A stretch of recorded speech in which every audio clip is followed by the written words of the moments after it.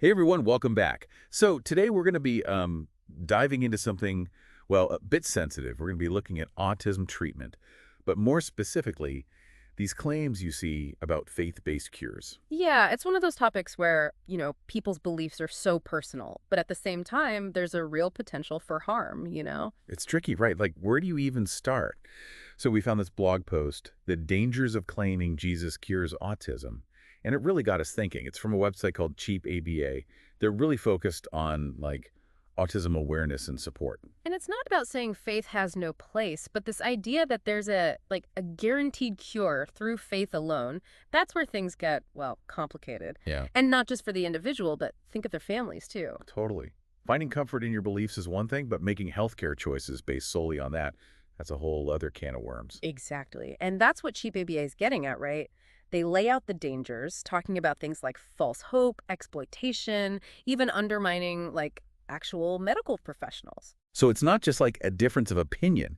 It has real implications. Right. And they even talk about how these claims can reinforce negative stereotypes about autism, which is a whole other issue. Okay, so let's break this down. First up, false hope and, unfortunately, exploitation.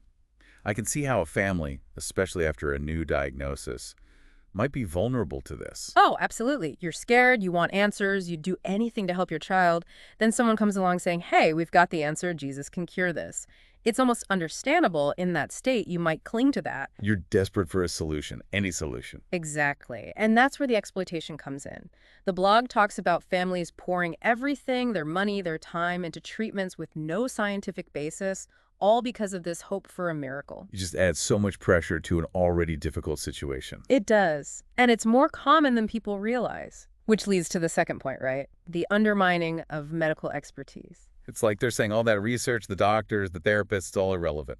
Just pray and everything's fine. Yeah, it's a dangerous message. Think of the progress made in understanding autism, developing therapies like ABA, applied behavior analysis. It's been shown to be really effective for many. But if you're focused on a miracle cure, you might not even try these therapies. It's like you said, it's not just a personal choice anymore. It affects the system as a whole. Mm. And that actually brings us to the third danger they talk about, the perpetuation of harmful misconceptions about autism itself. Right, like it's something to be fixed, a flaw or something, instead of just a different way of experiencing the world. As if being neurodivergent is bad, which is crazy. It's Right. about accepting and celebrating those differences. Exactly. And that kind of thinking, it just fuels stigma and discrimination. It makes it even harder for people with autism to just live their lives, be accepted for who they are. And it's so sad because you think about all the amazing things people with autism bring to the table, but this cure narrative just overshadows everything. It really does. Instead of focusing on, support and acceptance, which is what really matters. Mhm. While I was prepping for this, I came across a story. This family, they were convinced their child's autism could be cured, like through prayer therapy specifically. Oh, wow. Yeah, and they ended up, get this, remortgaging their house to afford these retreats promising these miraculous results, and nothing. The child's autism didn't disappear, and now they're in a worse place financially, adding all this stress. It's that exact exploitation the blog's talking about, Oh, Just awful to think about families going through that. totally. And it's not always those big dramatic things either. Sometimes it's more insidious, like online groups pushing these unproven supplements or diets as miracle cures. Maybe they mean well, but the misinformation just spreads and gives people false hope. Right. It's about being critical, Uh-huh. How do we get people to really think about the information they're seeing, especially with something as nuanced as autism? It's crucial. And that actually brings us to the fourth point from the blog, this whole prioritizing faith over actual evidence-based treatment. It's not that faith can't provide comfort, but there needs to be a balance. Yeah, it shouldn't have to be one or the other. You can have your faith and still acknowledge that, hey, seeking medical care is important too. Right, and that might mean having tough conversations, asking those hard questions, really advocating for those who can't always advocate for themselves. Because ultimately it comes down to making the best decisions for that individual with autism. Exactly, separating genuine support from potentially dangerous misinformation.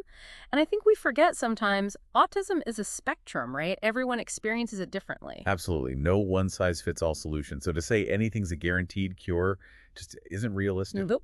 And it plays into that thing we do, wanting easy answers instead of dealing with complicated realities. It's not just autism. We see it with vaccines, climate change, anything complex. People want that certainty, even if it's not based on facts. It's comforting, right? Those simple narratives. But the truth is, it's messy. It takes actual thought. And that's uncomfortable to admit you don't have all the answers, but that's how you grow, how you learn. It's about being okay with the gray areas, the not knowing, and being open to like different perspectives, right? Right. Hearing from the experts, from autistic people themselves, from the families living it every day, 100%. Make space for those voices. and recognize that what seems harmless to one person, it can have real consequences for someone else. Absolutely. So we have to talk about it, even when it's hard. Because in the end, it's about building a better world for everyone, right? More inclusive, more understanding, accepting of neurodiversity, all of it. I love that. And it brings us back to the core of what we're saying, not about judging faith, but promoting what's ethical, what's actually going to help people with autism. Making sure those families have good information so Yeah. they can make the best choices. It's about making sure those families don't feel alone, that they have somewhere to turn. Exactly. And you know what's cool? The Cheap ABA blog, they actually give some alternatives, like actual resources where families can get good info, real support. They mention Autism Speaks, the Autistic Self-Advocacy Network, places like that. Oh, yeah, those are fantastic. And I think it's so important for us to say to anyone listening, if you've been told Jesus cures autism, if you've heard these things, you might be feeling, I don't know, a lot of things right now.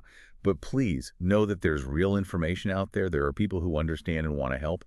You're not alone. Absolutely. And that help, it's not about pushing some agenda or anything.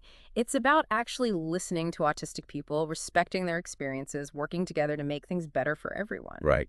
So to wrap things up here, I just want to be super clear. This wasn't about like bashing faith or telling anyone what to believe. That's not our place. It was about pointing out that these specific claims, they can actually hurt people. They have real consequences that we can't ignore. Exactly. It's about thinking critically, being open to different viewpoints, and sticking up for what's right, what's actually going to help. And for you listening, it's about never stopping learning, asking questions, being a part of making positive change. Because at the heart of it, it's about making sure people with autism feel seen, heard, valued for exactly who they are, no matter what. And to said it better myself. Thanks for joining us for this deep dive, everyone. We'll see you next time.